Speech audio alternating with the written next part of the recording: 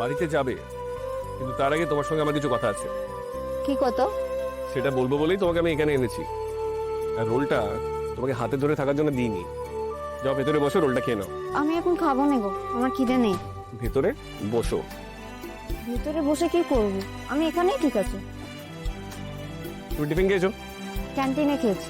ভালো, তাও তুমি রোলটা খাবে। কি হলো, তোমাকে খেয়ে নিতে বলেছি তো? আচ্ছা, তুমি আমাকে দেখে অটোর লাইনে গিয়ে দাঁড়ালে কেন বলো তো?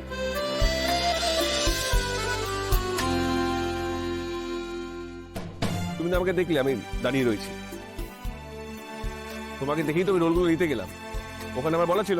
তুমি আমাকে দেখেছিলে? তুমিও তো আমাকে দেখেছিলে।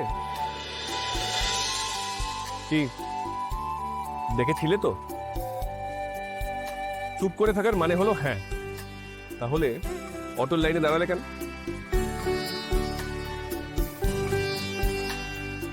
আমি ভেবেছি ওটা তুমি না, আমি ভুল দেখেছি।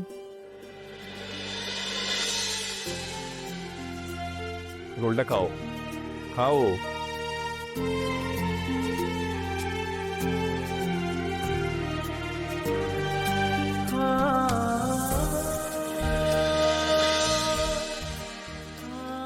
আর কিছু খাবে? না।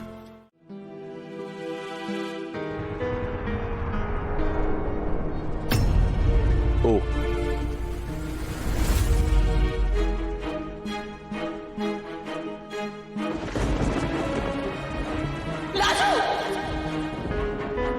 ভাই লাজু বলে চিৎকার করলো কেন? কি হলো আবার?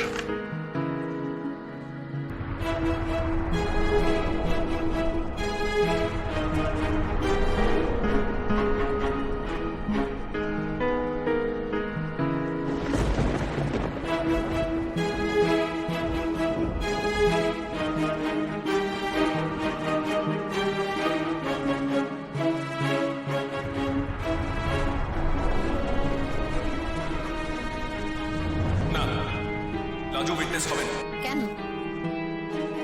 আমি তোমাদের বিয়ের সাক্ষী হলে তোমার কিসের অসুবিধা?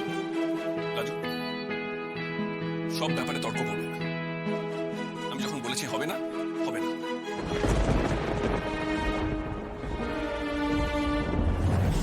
আমি কেন দাঁড়িয়ে দাঁড়িয়ে তোমার কথা শুনবো? তার একটু পরে ফোন করছি তোমায়। তো কি করতে এসেছিস তুই এখানে?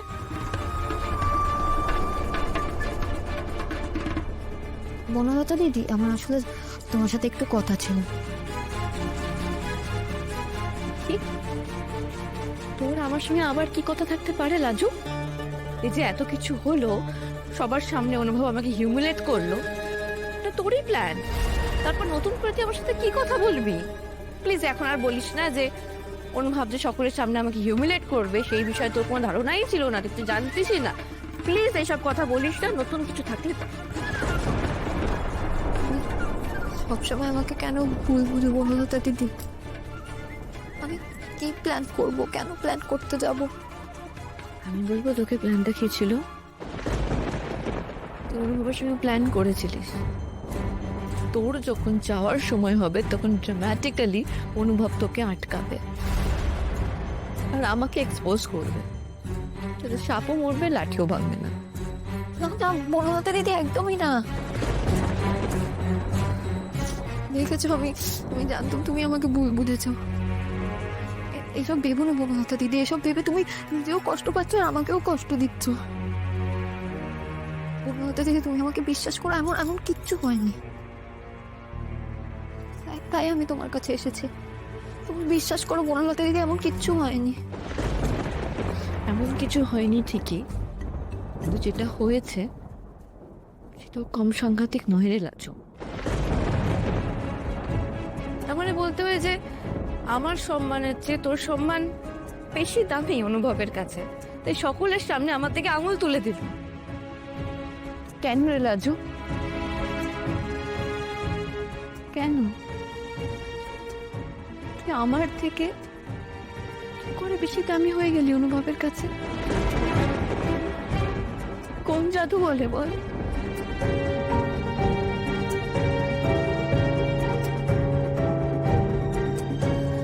আমার হয়তো তোমার কথা কেন শুনে তখনই এই বাড়ি ছেড়ে চলে যাওয়া উচিত, কিন্তু সেটা আমি করতে পারবো না, কারণ তাহলে আমার পড়া বন্ধ হয়ে যাবে। জানো তো বনলতা দিদি, আমার উপর অনেক দায়, অনেকজনের অনেক উপকারের দায় আমার উপর, আর সেই দায় আমি হয়তো কখনো মেটাতে পারবো না, কিন্তু টাকার ধারটা অন্তত মেটাতে পারবো। আর সেটা মেটাতে আমাকে সব মান অপমান চলার জন্য দিয়ে এই আশ্রয়টুকু টিকিয়ে রাখতে হবে। খেয়ে তারপরে অনশন করবো। তোকে বলে দুপুরে খাবারটা খাবো না, ছেড়ে দেবো। সে কি জেঠুমনি, কি হলো? আজ দুপুরে তো এই মাটন আছে। বাহ, তাহলে দাদার ভাগের মাটনটা আমাকেই দিয়ে দিও কিঙ্কিনি, মানে ভালোই হবে। কি আশ্চর্য, বাহ বাহ বাহ বাহ। কি হিরোই পড়লাম রে বাবা, লুচি আসার আগে সব হিসেব নিকে শুরু হয়ে গেল। মা এগুলো কিন্তু বাড়াবাড়ি হয়ে যাচ্ছে, বুঝেছো?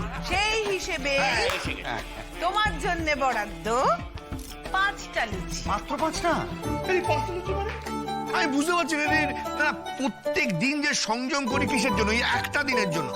একটা কথা আমি বলে দিচ্ছি, হ্যাঁ, প্রত্যেককে, আমার পাতে 10টার কম যদি লুচি পড়ে তাহলে আমি লুচি খাবো না, আমি কেলেঙ্কারি ঘটিয়ে দেবো। কেলেঙ্কারি ঘটিয়ে দেবে? তাই কেলেঙ্কারি ঘটিয়ে দেবে? খাবে না? আমিও এখানে আছি, দেখি তুমি কি করতে পারো। এই কি মা, এগুলো কি করছে? এগুলো মানে একটা হাঙ্গামা না, তুমি বলো। এই ছোট!